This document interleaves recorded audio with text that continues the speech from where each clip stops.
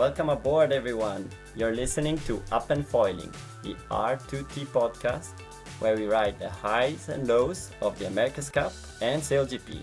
I'm Ricky, your sailing fan, and with me are my two co-hosts who are still figuring out which way the wind blows.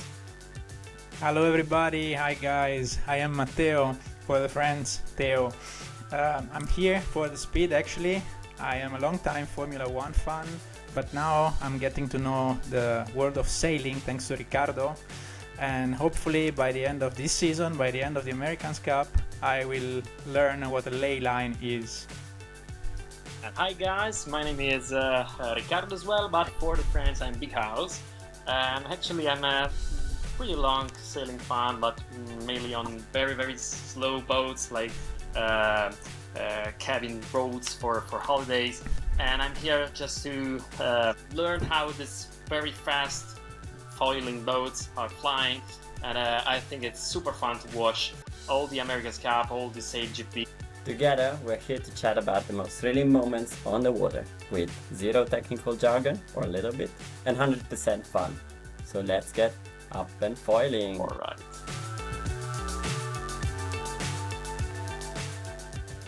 So guys, last week we could watch for the first time this season the preliminary regatta of the America's Cup, and it was super exciting, at least for the last races. We have to remember to our listeners that this format of regatta is 1 versus 1. So not like the SailGP where there are multiple boats sailing, but different teams would just face each other, and then according to the result of these matches, then the final race would have decided. So I now ask Big House to maybe lead us through the results of the week.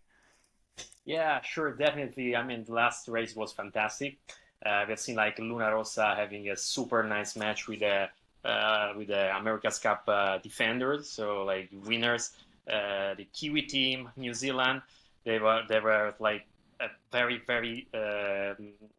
hard match, like with a very much like close calls, and basically during the final regatta, Luna Rossa was head-to-head, has a performance of the both from the performance of the boat and from the performance of the team, was head-to-head with the winners of the past edition of the America's Cup.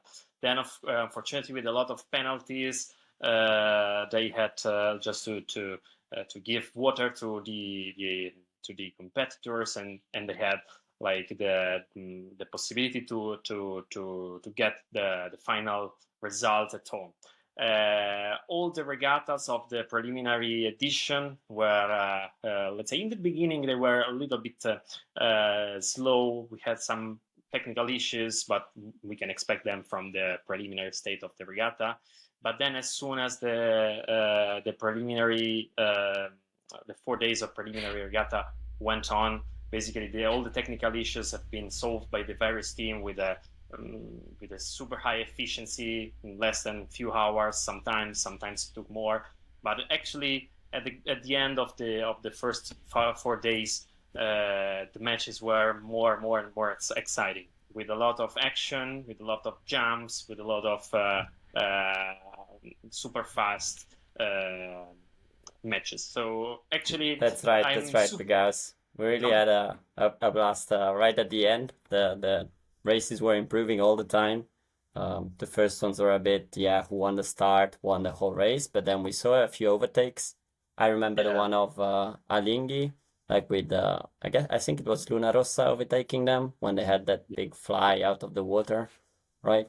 Yeah, that was a very super sketchy moment, right, for Alinghi? Yeah. But it also showed the pace Alinghi had. They were really racing really well. And then American Magic was also very strong. I think maybe the only team to beat the Kiwis. So yeah, pretty good week from them too. So how did you follow the race, Ricky? So I followed it on YouTube.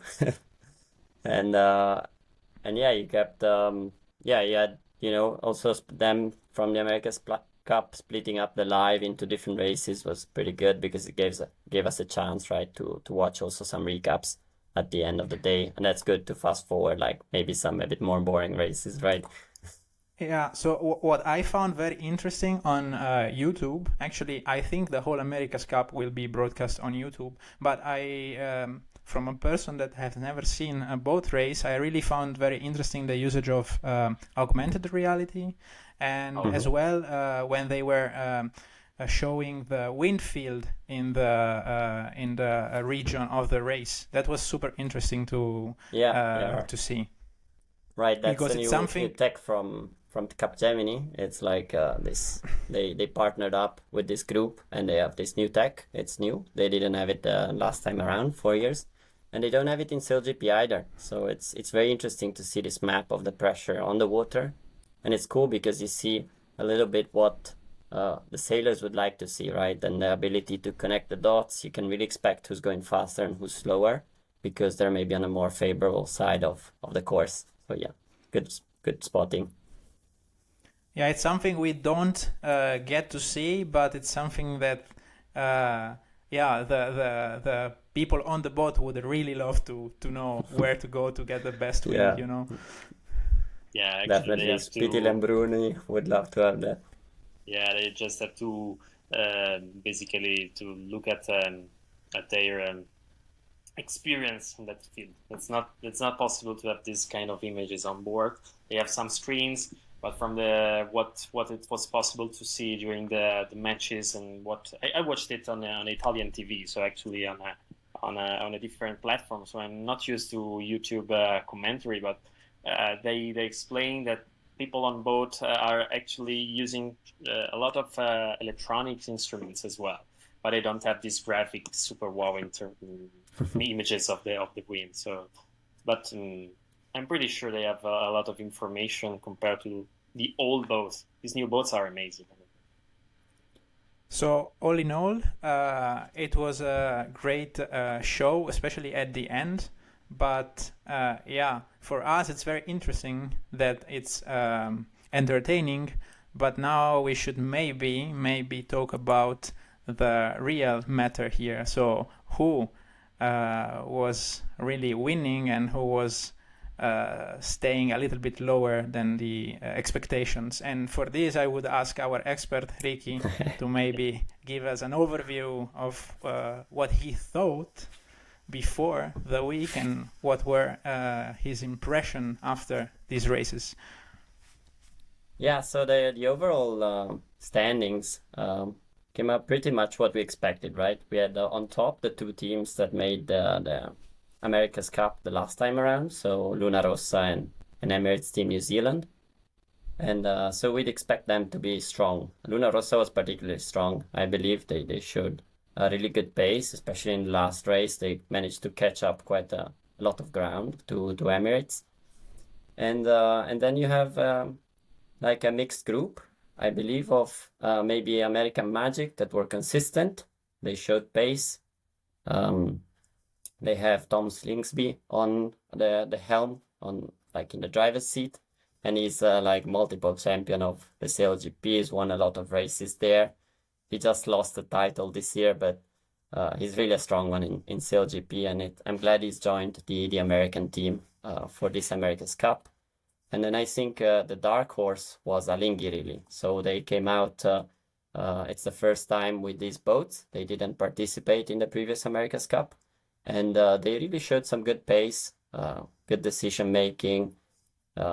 Maybe 4 losses and only 1 win doesn't really represent the whole story, but they were ahead against Luna Rossa, as we were saying before that flying moment, and they showed good pace. Orient Express is the team I think is gonna drop out from the next stage of the competition. So after the official Louis Vuitton Cup starts. They look pretty slow. They're having few issues. They haven't designed themselves the boat, but they took a version of last time's Emirates Team New Zealand's boat. So yeah, we can expect them to maybe take this event as a learning opportunity. And finally, Ineos, they'll be scratching their heads quite a bit. They have probably a lot of work to do because I don't think they came out with the results they wanted, right? They're in the middle of the leaderboard, but they're the last team of the ones that competed in the last event. So a lot of work to do for Bernais-Lee. Thank you, Ricky, for the overview. And now a question for another aerodynamic engineer, as big houses like me. So those boats were pretty nice shapes. Like, you know that I like Formula One, and yeah, those shapes reminded me really much about Formula One. So how did you like those boats, Big House? Yeah, I like so much. I mean, the fact that also the boat shape needs to be optimized not only for hydrodynamics but for aerodynamics, because they are basically flying like at 80 kilometers per hour, and just few centimeters above the water, and you need to give a shape to the boat in order for that to be optimized. They don't seem boats. They are like a mixture between planes and boats, and a lot of technologies inside. So Would you see yourself as part of the crew and flying at that speeds on the water? I will be a little bit scared, to be We can honest. put Also Yeah. because we can put Big House cycling in the front, right? As a cycler with his head yeah, down I'm and also a just push, cyclist. push, Yeah, push. yeah, right. I'm also a cyclist, but maybe I would like to pilot that boat in order to be more safe from a, let's say, psychological point of view. I So couldn't imagine the cyclers they are like pushing and pushing and pushing 400 watts each. Yeah, that's definitely a very tough sport, a very tough activity for that. Yeah. so now we have 1.5 week break, I guess, if I remember correctly. Yeah. And then Just a half a Just a week. half. Only half a half a week. week. Okay. Yep. Yeah. So now I have a question for our expert again. So what will the different team improve or train in this half a week to get a better performance? Yeah, better get my studying up to answer your tricky questions, Theo, on the podcast here. Um, I'm not really sure what they can do in just half a week. It's really close, the preliminary regatta to the start of the Louis Vuitton Cup, and where things get real, right? The loser from the round robin will go home, so they don't go through the semifinals. And so stakes are high, and I think they work a lot on the starting procedure. So tactics on the start, where to position yourself in the box, all these kind of things. They also probably look at maneuvering speed, so how you enter in a maneuver, in the tacks and in the jives, depending on if you cross the wind angle or if you are going downwind. But often the boats accelerate before a maneuver, so they stay on the foil at a faster speed while they slow down through the maneuver, right? So that's, I think, something they're going to look at.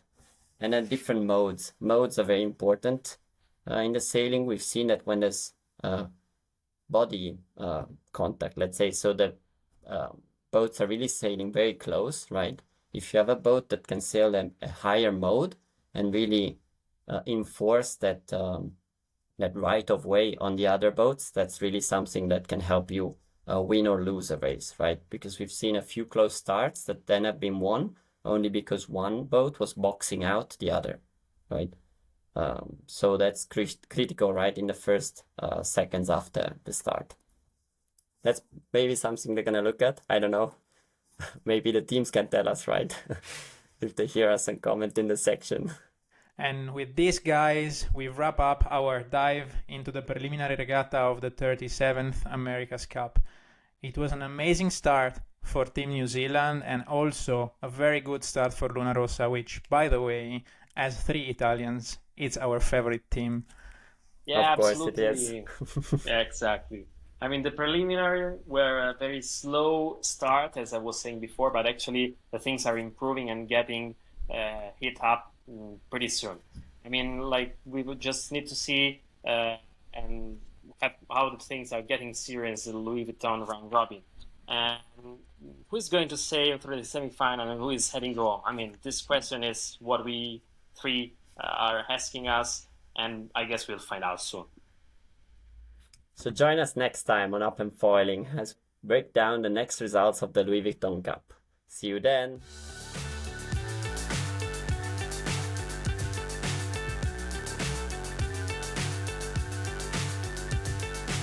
Remember to follow us on Spotify, Apple Podcast or YouTube, and please comment to let us know which topic you would like to be covered more in our podcast.